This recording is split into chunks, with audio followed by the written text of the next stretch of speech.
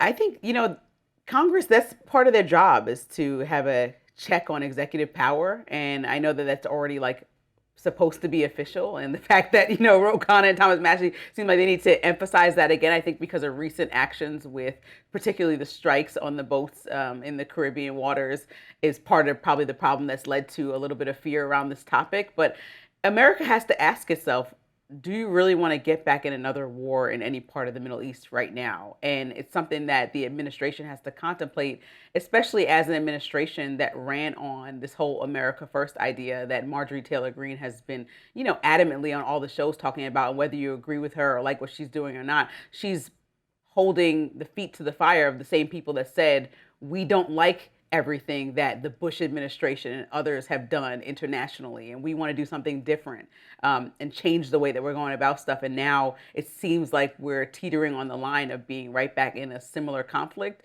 with no resolution on how to really regime change without still creating unstable grounds that end up with a country that, for the most part, if you look even at Afghanistan, that's now still run by Taliban, ends up in a similar position than when we started there. And then what does the US gain from the interaction? Yeah, that's always the broader question with regime change wars is who takes power afterwards, who rises during that power vacuum, and is the US capable of installing someone who has the broad support of the Iranian people and doesn't lead to further instability, or that person is actually quite bad themselves, which has been the case with a lot of CIA-backed coups in American history. At the same time, I'm trying not to be, as Trump puts it, panikin on this because did he say that? He was warning people not to be panikins around the time of the first strike on the Iranian nuclear facilities, and I was very much a panikin. Me too.